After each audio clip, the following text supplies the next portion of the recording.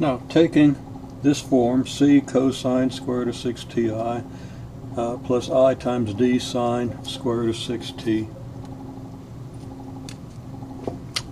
we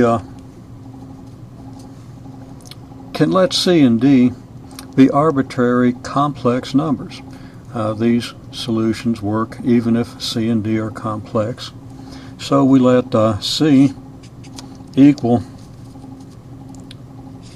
c1 plus c2i, and we let d equal d1 plus d2i. Then our solution becomes y of t. Now we're going to substitute c1 plus c2 for c here. Our solution is going to become c1 plus c2i times the cosine of the square root of 6t plus,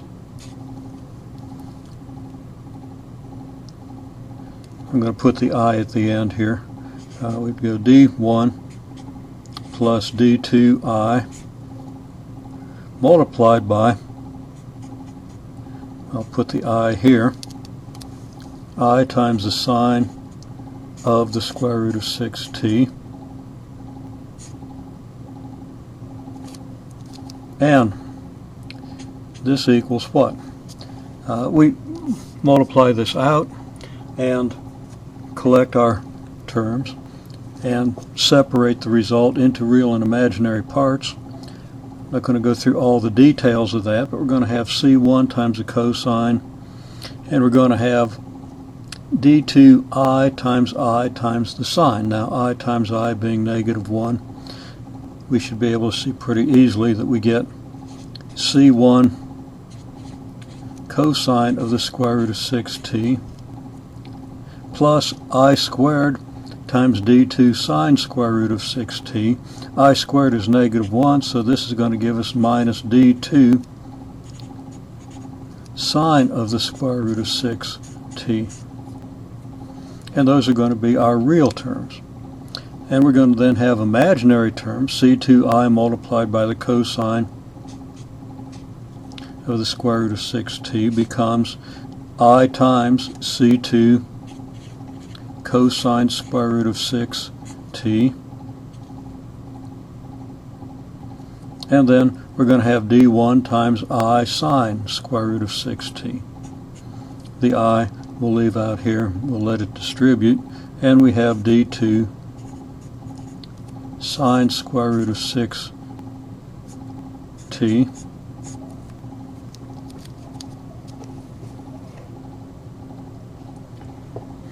And we see that we have a real and an imaginary part to the solution.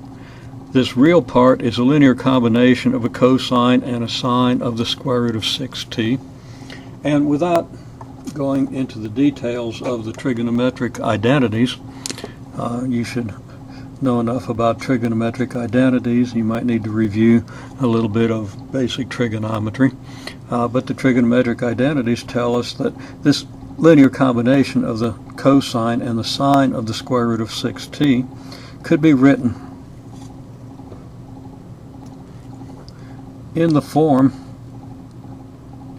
alpha times the cosine of square root of 6t plus phi, where the constants c1 and d2 basically are replaced by constants alpha and phi, and the values of alpha and phi can be determined from c1 and d2 using trigonometric identities. Now we can do a similar thing with the imaginary. We have another linear combination of the sine and the cosine, and that could be written as I times alpha cosine of the square root of 6t, and I'm missing a left parenthesis here, plus phi.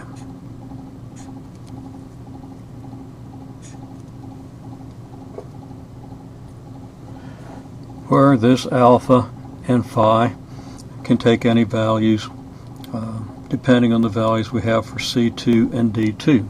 Again, I'm not going to go into a lot of detail on that, except of course to say that this alpha and this alpha don't necessarily have the same values. We got completely different constants over here on the imaginary part as opposed to the real part. So I'm going to subscript these. Alpha 1, phi 1 for the real part. Alpha 2, phi 2 for the imaginary part. Now let's just review where we are before we draw any more conclusions. This function and this function, therefore this function, therefore this function are solutions to the equation y double prime equals negative 6y.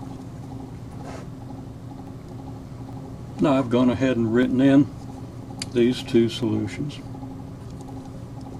C cosine squared of 6t plus d sine squared of 6t, where C and D can be understood to be real, imaginary, or complex constants, or y of t equals alpha 1 times the cosine squared of 6t plus phi 1 plus I times alpha 2 cosine with a phi 2 here.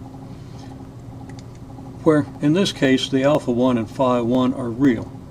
Okay, so C and D are in general complex. Alpha 1 and alpha 2 and phi 1 and phi 2 are real. So I could say